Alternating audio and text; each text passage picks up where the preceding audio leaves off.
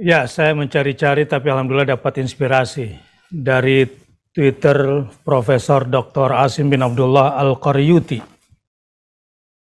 Ini ilustrasi ya, untuk memudahkan pemahaman tentang ayat ini. Di waktu subuh, si ibu datang membangunkan anaknya. Kemudian ketika dibangunkan masih belum bangun juga, belum sadar. Bangun, sholat subuh.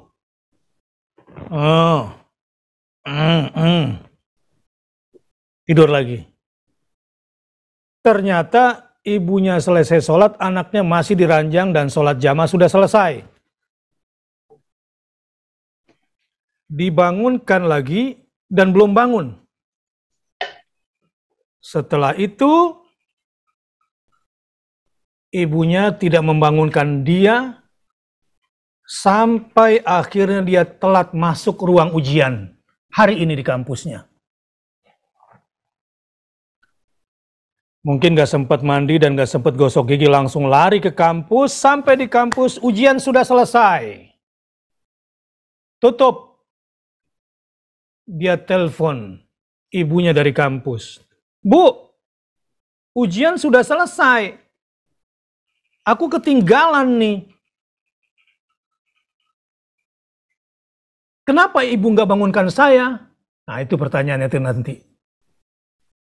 Kenapa ibu nggak bangunin saya? Begitu kan biasanya anak-anak ya. Jawabnya kesel nggak kira-kira? Rata-rata rada-rada kesel biasanya. Udah kita banguninnya sampai emosi, dia bilang kenapa nggak bangunin saya? Ini cerita ini nanti identik secara ilmiah. Apa kata ibunya? Nak, ibu lihat kamu udah nggak lulus di ujian akhirat, maka nggak ada gunanya lagi ujian dunia buat kamu, nak. Buat apa kamu lulus ujian dunia kalau ujian akhirat kamu sudah gagal, nak? Itu hari itu. Mudah-mudahan ibu-ibu di sini nih punya concern akhirat yang tinggi pada anaknya. Amin. Apa maksud dari cerita ini? Baik. Jadi tidur nih. Nah, pertanyaan saya, kalau orang tidur tahu besok ada ujian, lagi tidur, ingat gak ada ujian? Gak ada. Tapi sebelum tidur data itu sudah masuk di kepalanya. Waktu tidur dia nggak tahu bakal ada ujian kan?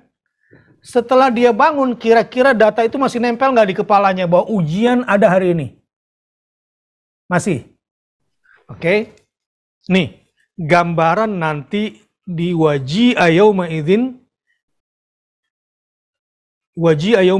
bi jahannam. Hari ini kita udah dengar ayat ini nih. Besok-besok kita pingsan. Kemudian dibangunin lagi, sadar lagi.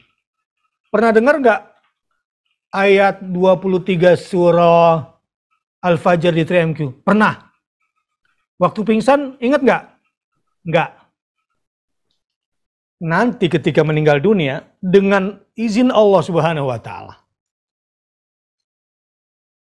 semua data yang masuk ketika kita masih hidup di dalam sel-sel memori kita, Allah simpan. Apakah kematian kita menghilangkan data? Enggak. Itu waktu orang tua, Ustadz, jadi gimana tuh Ustadz?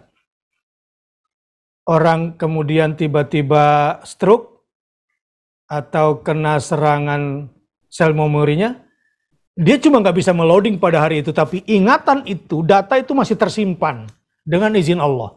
Nanti di akhirat, itu semua Allah yang bongkar. Bahwa data itu ada dan di situ dia baru ingat. Oh iya ya, ternyata dulu di surah Al-Fajr ayat 23, pernah dijelaskan di 3M pada hari Rabu malam tanggal 27 Oktober 2021. Persisnya pukul 21.06 sekarang. Ingat semua. Termasuk yang ngajar ini juga diingetin sama Allah. Jangan-jangan saya sendiri yang bermasalah nanti.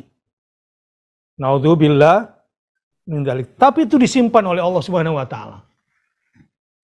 Maka muncullah di ujung ayat wa anna lahu dzikra. Enggak ada gunanya lagi hari itu manfaat ingat dan peringatan. Sama dengan anak yang ketinggalan ujian tadi. Kenapa ibu nggak bangunin saya? Nah gitu kan? Kalau di akhirat nanti, kenapa Ustadz nggak ngasih tahu saya? Gitu ya? Loh itu kemarin 3MQ, kenapa Ustadz nggak bangunin saya? Ya udah. Pada saat itu udah nggak ada lagi gunanya. Bangun, bangun. Makanya saya bilang tadi tuh, yang lagi santuy-santuy dasteran, sahur, sahur, bangun. Di awal saya bilang tadi, bangun. Sebab data yang sudah masuk ini akan beruntung kalau kita pakai hari ini, kita gunakan. Bagaimana? Siap kita gunakan data hari ini untuk hari ini? Supaya jangan kepakainya nanti setelah mati baru dipakai, nggak ada gunanya.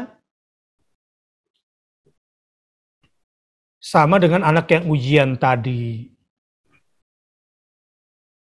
Kalau sebelum tidur dia ingat bahwa besok akan ujian, dia pasang alarm, dia pasang niat yang kuat, insya Allah dibangunin, bukan cuma bangun, dibangunin sama malaikat.